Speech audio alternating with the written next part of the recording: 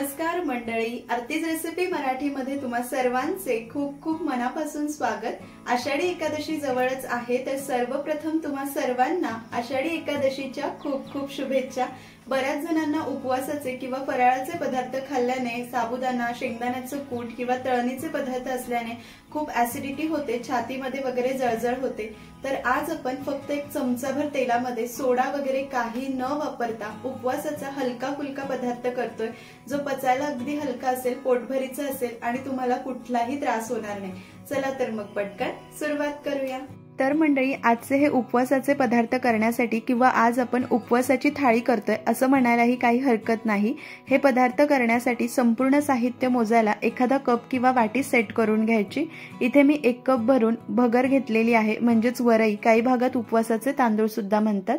यामध्ये पाव कप साबुदाणा घालायचा आहे। वाटीने जरी मोजणार असाल तर 1 वाटी भगर आणि पाव वाटी साबुदाणा घ्यायचा। आता हे दोन्ही आपल्याला स्वच्छ धुवून घ्यायचे। यामध्ये भरपूर पाणी घालायचं, वरती भगर तरंगते व्यवस्थित मिक्स करून घ्यायचं। हलक्या हाताने चोळून 3 ते 4 वेळा ही भगर पाणी बदलून आपल्याला स्वच्छ धुवून घ्यायची आहे। तर जास्त रगडून चोळायचं नाही, हलक्या हाताने। 2-3 वेळा ही भगर आणि साबुदाणा मी छान धुवून घेतला। यामध्ये भरपूर पाणी घातलेलं आहे। आता यावर झाकण ठेवून 5 ते 6 तास भगर आणि साबुदाणा भिजायला बाजूला ठेवायचं। 6 तास झालेले आहे। भगर आणि साबुदाणा अगदी परफेक्ट भिजलेले आहे, मऊसूत झालेले आहे। इतका वेळ यांना भिजण्यासाठी आपल्याला देणं गरजेचं आहे। साबुदाणा पाहू शकतात, अगदी मस्त मऊसूत भिजलाय। आता हे संपूर्ण पाणी आपल्याला काढून घ्यायचंय। भगर आणि साबुदाण्यामध्ये अजिबात पाणी राहायला नको, या गोष्टीची काळजी घ्यायची। संपूर्ण पाणी काढून घेतल्यानंतर हा भगर आणि साबुदाणा मिक्सरच्या भांड्यामध्ये काढून घ्यायचं। मिक्सरचं भांडं मोठं आहे आणि भगर साबुदाणा खूप जास्त नाहीये, म्हणून मी एका वेळेला काढून घेते। तुम्ही याच्या दुप्पट किंवा जास्त प्रमाणात करणार असाल तर 2-3 बॅचेसमध्ये वाटलं तरीही चालेल। 1 वाटी भगर आणि पाव वाटी साबुदाणा होता, त्यासाठी आपल्याला पोहे खाण्याच्या चमच्याने 2 चमचे घट्टसर आणि ताजं दही घालायचंय। दही जास्त आंबट किंवा पातळ घ्यायचं नाही। आता पाणी वगैरे काही न घालता छान असं बारीक वाटून बॅटर तयार करायचंय। भगर आणि साबुदाण्याने भरपूर पाणी शोषून घेतलंय, दही सुद्धा आहे, त्यामुळे परफेक्ट वाटलं जातं। पाणी घालण्याची गरज पडत नाही। पाणी अजिबात घालू नका, कारण बॅटर पातळ करायचं नाहीये। परफेक्ट असं आपण वाटून घेतलेलं आहे। याच पद्धतीची कन्सिस्टन्सी असावी आणि अगदी वेल्वेटी सॉफ्ट दिसतंय आपल्याला। हे मिश्रण आपण एका भांड्यामध्ये काढून घेणार आहोत। आता भांड्याला भरपूर मिश्रण लागलंय, तर फक्त 2 चमचे पाणी यामध्ये घालायचं। सुरुवातीला पाण्याची गरज राहत नाही, म्हणून आपण पाणी घातलं नाहीये, कारण आता भांड्यामध्ये आपण पाणी घातलंय। आणि मिक्सरला एकदा चांगलं फिरवून घ्यायचं, म्हणजे लागलेलं संपूर्ण निघतं। पण काळजी घ्या, जास्त पाणी घालायचं नाही, फक्त 2च चमचे पाणी। आता हे मिश्रण आपण 1-2-3 मिनिटं चांगलं फेटून घ्यायचंय, जेणेकरून मिश्रण हलकं फुलकं होतं आणि बॅटर आपलं मस्त एअरी होतं। 2-3 मिनिटं छान फेटून घेतलं। आता यावर झाकण ठेवून रात्रभर हे बॅटर फर्मेंट होण्यासाठी बाजूला ठेवायचंय। आषाढी एकादशीच्या आदल्या दिवशी ही तयारी करा, म्हणजे एकादशीच्या दिवशी फराळ बनवता येईल। दुसऱ्या दिवशी सकाळी मस्त बॅटर फर्मेंट झालेलं आहे। आपण या बॅटरपासून इडली आणि अजून एक पदार्थ करणार आहोत, ते तुम्हाला पुढे कळेलच। इडली करण्यासाठी इडली पात्रामध्ये मी पाणी गरम करायला ठेवलंय। बॅटर पाहू शकतात किती परफेक्ट फर्मेंट झालेलं आहे। जसं आपलं रेग्युलर डाळ तांदळाच्या इडलीचं बॅटर फुलून वरती येतं, हे तसं येत नाही, पण छान असं जाळीदार झालंय। हलकासा अंबूस होतं, जसं आपलं रेग्युलर इडलीचं बॅटर होतं तसंच, पण परफेक्ट असं हे फर्मेंट झालेलं आहे। अगदी वेल्वेटी सॉफ्ट आहे। छान असं मिक्स करून घ्यायचंय, एकसारखं मिक्स करून घेतलं। याच पद्धतीची कन्सिस्टन्सी असावी, यापेक्षा जास्त पातळ नको। यामध्ये चवीनुसार मीठ घालायचंय। उपवासाचं मीठ म्हणजे सैंधव मीठ खात असाल ते घातलं तरीही चालेल। व्यवस्थित असं मिक्स करून घ्यायचंय आणि 2 मिनिटं बाजूला ठेवूया, म्हणजे मीठ छान विरघळेल या बॅटरमध्ये। आता आपण मीठ घालून बाजूला ठेवलंय। इडली करण्यासाठी इडली पात्रामध्ये थोडंसं साजूक तूप घालायचंय। साजूक तूप किंवा गोड तेल म्हणजे शेंगदाणा तेल तुम्ही यामध्ये लावलं तरीही चालेल। आता आपण तूप एकसारखं पात्राला लावून घेणार आहोत। इतक्या मिश्रणामध्ये आता मी 7 इडल्या तयार करून घेते आणि अजून आपण एक दुसरा पदार्थ करणार आहोत। तर इडली पात्रामध्ये बॅटर घालताना खूप जास्त वरपर्यंत घालायचं नाही, थोडीशी जागा रिकामी राहू द्यायची, कारण या इडल्या खूप जास्त छान फुलतात। सोडा वगैरे न वापरताही कापसाहून मऊसूत अशा या इडली होतात। इडली पात्रामध्ये पाणी गरम झालेलं आहे, त्यामध्ये हे इडलीचं पात्र ठेवायचं।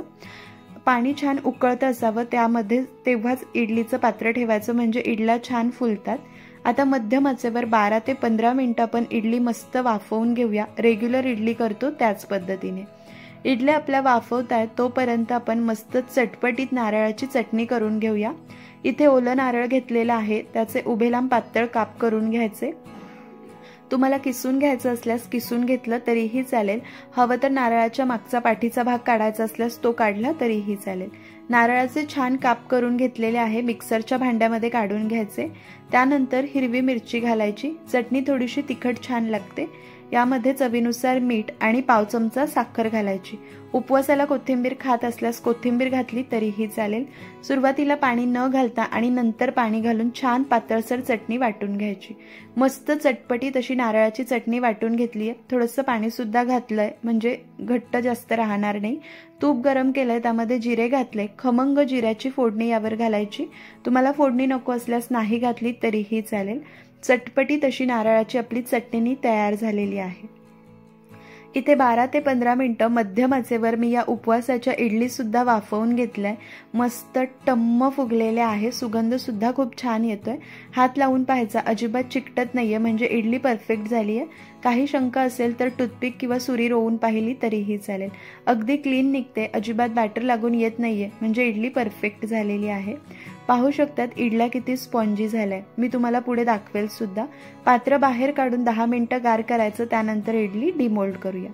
आपलं इडली पात्र गार होतंय तोपर्यंत आपण सारख्याच पिठाच्या जाळीदार अशा आंबोळी तयार करूया। डोसा तवा घेतलाय, तेल लावून घ्यायचं, कडकडीत गरम झालं की पाणी शिंपडायचं, टिश्यू पेपर किंवा कॉटनच्या कापडाने पुसून घ्यायचं। सुरुवातीला गॅस मंद ठेवायचा, तवा मध्यम गरम असावा तेव्हाच आंबोळी करायच्या। याच पिठाचे तुम्ही डोसे केले तरीही चालेल।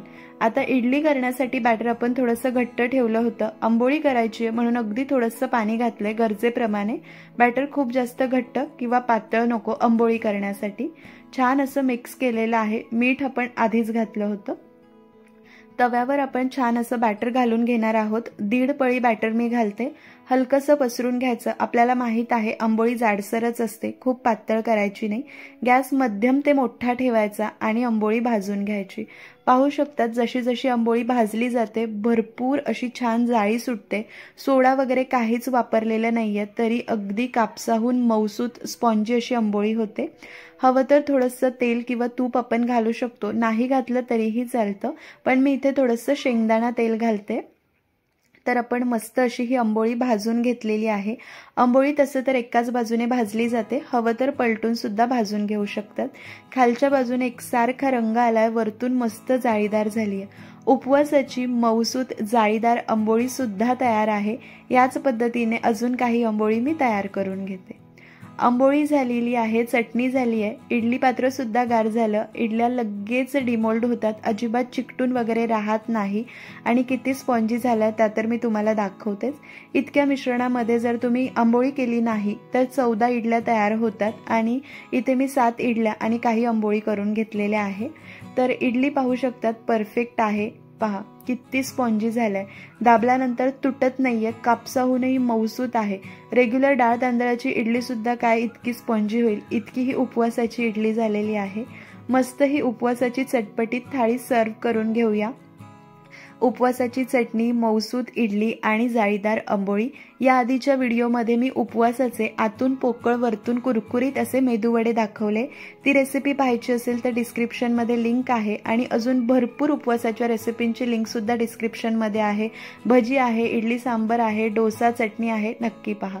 इडली पाहू शकतात किती आतून जाळीदार आणि मऊसूत झाली आहे। तुम्ही सुद्धा या आषाढी एकादशीला माझ्या या पद्धतीने चमचाभर तेलाचा वापर करून ही उपवासाची थाळी नक्की करा।